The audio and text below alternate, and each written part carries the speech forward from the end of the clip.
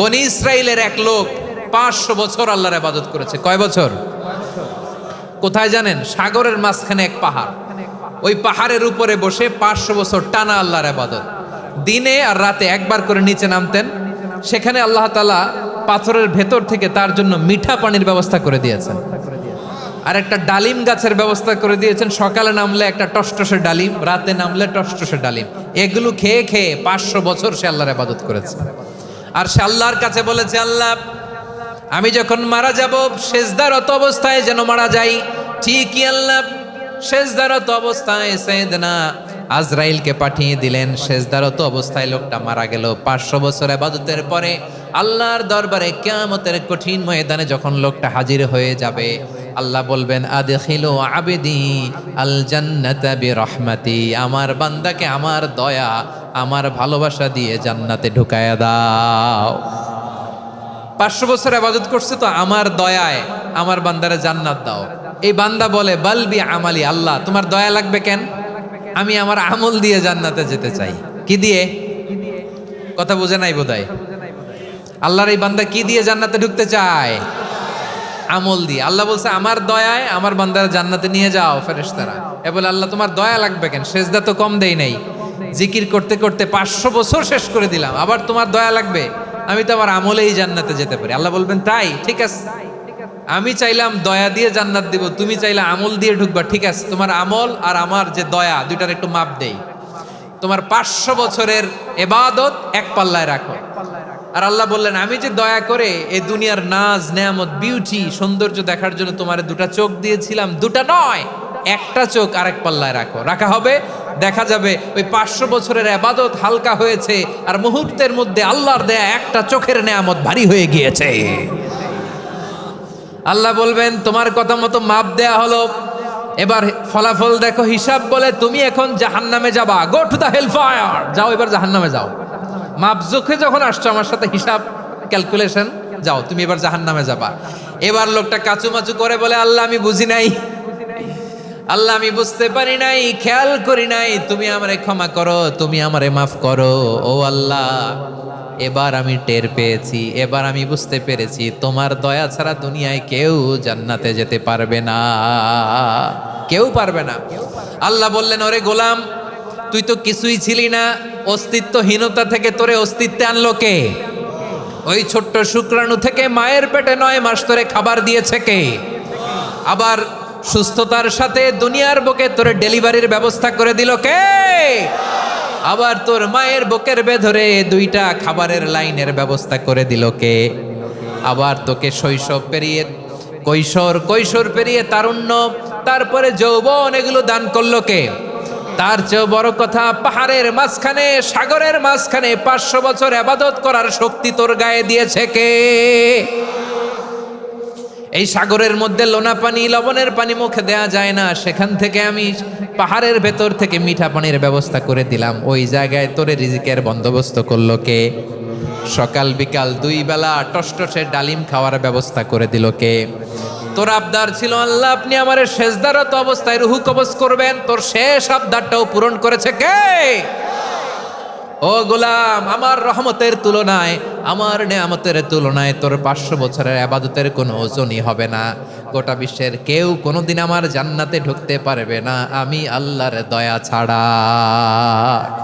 হুয়ার রহমানুর রহিম, তিনি দয়াময়, তিনি মেহেরবান।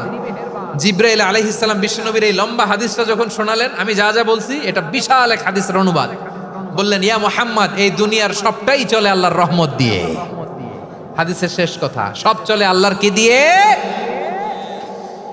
তখন বিশ্বনবী সাহাবাদের বললেন, ও সাহাবারা শোনো, আল্লাহর জান্নাতে কেউ কোনোদিন প্রবেশ করতে পারবে না তার রহমত ছাড়া। সাহাবারা বললেন, ইয়া রাসূলুল্লাহ, আপনিও না?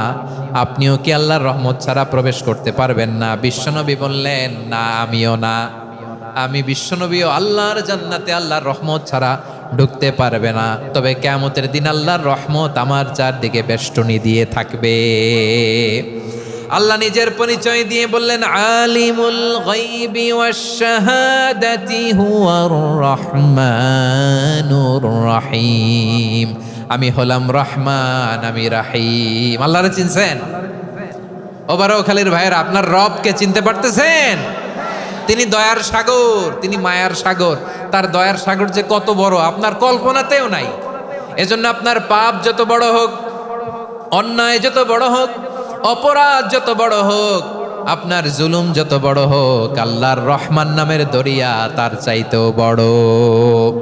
আল্লাহ বলেন, খুলিয়া ইবাদিয়াল্লাযীনা আসরাফু আলা আনফুসিহিম লা তাকনাতু মির রাহমাতিল্লাহ ইন্নাল্লাহা ইয়াগফিরুয যুনুবা জামিআ ইন্নাহু হুয়াল গফুরুর রহিম। ও আমার গুনাহগার বান্দারা শোনো, জুলুম করেছো, ভুল করেছো, অন্যায় করেছো, আল্লাহর রহমত থেকে নিরাশ হয়ো না। আমরা বিশ্বাসীরা কশিনকালেও আল্লাহর রহমত থেকে নিরাশ হব না, ঠিক কিনা বলেন? আল্লাহর রহমত থেকে নিরাশ হবেন? ভুল করে ফেলছেন, আরে ভুল তো সবাই করে। পাপ হয়েছে, আরে পাপ তো সবার আছে, আপনারা সবাই পাপী, সবাই পাপী। যত পাপ হোক, ভুল হোক, অন্যায় হোক, অনুতপ্ত হয়ে তওবা করে, ওযু করে, জায়নামাজটা বিছিয়ে সেজদা দিয়ে চোখের পানি ছাড়েন। চোখের বেয়ে পড়া পানি আল্লাহর কাছে যে কত প্রিয়। অনুতপ্ত বান্দার চোখের পানির ফোঁটা তার চোখ বেয়ে, নাকের ডগা বেয়ে জমিনে ড্রপ করার আগেই আল্লাহর ওই বান্দার সব গুনাহ মাফ করে দেয়। আল্লাহ বললেন, আমি রহমানুর রহিম, আমি দয়াময়, আমি মেহেরবান। এরপর আল্লাহ বললেন, হুয়াল্লাহুল্লাযী লা ইলাহা ইল্লা হুয়াল মালিকুল কুদ্দুসুস সালামুল মুমিন। ওয়াল্লাহুল্লাযী, তিনি এমন আল্লাহ, লা ইলাহা ইল্লাহু, তিনি ছাড়া কোনো ইলাহ নাই। আল মালিক, তিনি হলেন আল মালিক। দুইটা শেষ, আর রহমান আর রাহিম শেষ। এবার আল্লাহ 3 নাম্বার গুণবাচক নামের পরিচয় দিচ্ছেন। আল্লাহ বলছেন, আমি হচ্ছি আল মালিক। আমি কি? মানে সম্রাট। আল মালিক মানে হচ্ছে the king, the king of kings. সব রাজার বড় রাজা, মহারাজা। তার চেয়ে বড় রাজা আর কেউ নাই, তার চেয়ে বড় সম্রাট আর কেউ নাই, তার চেয়ে বড় ক্ষমতাধর সত্তা মহাবিশ্বে দ্বিতীয় কেউ নাই। চিৎকার করে বলেন ঠিক কি না? তিনি আল মালিক। আল মালিক মানে ক্ষমতাধর, ক্ষমতার মালিক, রাজা ধীরাজ বাদশাহ। তার ক্ষমতা আর আমাদের ক্ষমতা একরকম নাকি? হ্যাঁ, আমাদের দুনিয়াতে ক্ষমতা অস্থায়ী ক্ষমতা, ঠিক কিনা বলেন?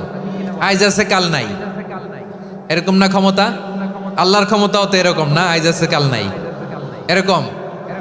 দুনিয়াতে দেখবেন কোন দেশের প্রেসিডেন্টের 4 বছরের ক্ষমতার মেয়াদ, কোন দেশের 5 বছরের। আল্লাহর কয় বছরের? 10 বছরের নাকি 20 বছর, 100 বছর। আল্লাহর ক্ষমতার মেয়াদ কতদিন বলেন? বুঝে থাকলে বলেন তো। চিরকাল তার ক্ষমতার মেয়াদ। চিল্লায় বলেন ঠিক কিনা? নিরঙ্কুশ ক্ষমতা, একচ্ছত্র ক্ষমতা বলতে যা বুঝায়, এই ক্ষমতা একমাত্র আল্লাহরই আছে। আমাদের ক্ষমতার জন্য আমরা ডিপেন্ড করতে হয়, ওর ডিপেন্ড লাগে, ওই জনমত নেওয়া লাগে, ওই জনগণের কাছে যাওয়া লাগে, ভোট চাওয়া লাগে। এরা ভোট দিলে এরপরে আমরা আসবো, ঠিক কিনা?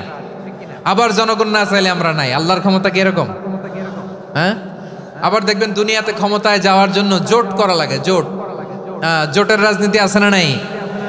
জোট হয়, শরিক হয়, এই হয়, সেই হয়, নানাভাবে দুনিয়াতে ক্ষমতায় আসতে হয়। আল্লাহ বলে, আমার ক্ষমতার জন্য কারো উপর বিন্দু পরিমাণ আমার ডিপেন্ড করা লাগে না।